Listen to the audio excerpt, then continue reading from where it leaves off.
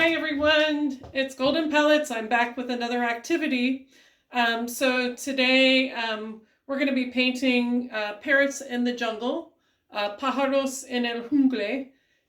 It's really easy. We're going to do this in 4 steps, cuatro pasos para pintar. I'm going to move this a little bit closer so you can take a look. So it's a really nice tropical landscape with the birds, and we're going to start here. So, creating this in 4 steps, cuatro pasos. First, what we're going to do is take a little bit of green. We're going to use different tones of green for this. Tonos de verde diferente to create some depth, profundido. So what I'm doing right now is just getting a little bit of green as the background. Look at this. I'm not really doing complete strokes. I really want to leave it a little bit of black in the canvas. So it kind of represents shadows in the jungle, especially around the edges. So let's see, we're just going to, puedes creer, verde, pero no pintar en el borde. Porque necesitas sombras, es un jungle. So just kind of create a little bit of green in the background, unfinished strokes. Muy libre. A little bit up here. And don't worry if you get paint on the bird, you're going to be painting over it. So here we go. You get some lighter green and some darker green here. I hope you could see it pretty well. We also, in the bag, you're going to have some samples. There we go. Just a little bit. So notice, mira, el bordes son negro por las sombras. So la pintura es incompleta. So it's very nice. Muy fácil. So el segundo paso, we're gonna, for the second step, put some leaves. So this is a mixed media project. So en las bolsas tienes hojas de papel, paper leaves. This might give it a little depth. También tienes goma para crear the foreground, la tierra enfrente. So what you're going to do, I'm just sticking it on for this sake, but we're going to use like the glue that's in your bag, and you can kind of create some, as if you're peeking through the leaves. Hojas enfrente. You can create something like this, as you can see in the final piece. And then after you glue them, después pones con el goma, puedes pintar. You're going to paint it with some nice green. Yo sugiero un verde muy suavecito por tonos diferentes.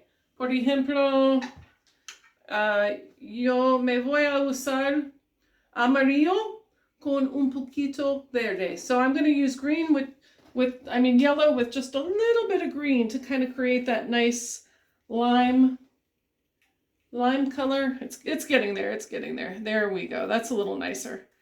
And you can, so you're going to be, it's really going to pop. Crear mucho contrasto. Here we go. So when you finish the leaves, después terminas las hojas, we're going to go to el paso tercero. So what you want to do there is start the third step. You're going to start with your big brush. This big brush is really important. We're doing kind of the Bob Ross technique. I don't know if you've ever seen him on TV. We're going to take this brush and we'll say un brocha grande y seca, dry, big brush. And we're going to take just the tips of the brush and dip it into the paint. And you may want to tap it on something afterwards, like a paper plate or something, just to make sure that the bristles are separated. So you're going to use, puedes usar el fin puntos de la brocha grande. Okay, puedes poner un poquito, just a little amarillo. And then I'm tapping it just to make sure the el pelo separado.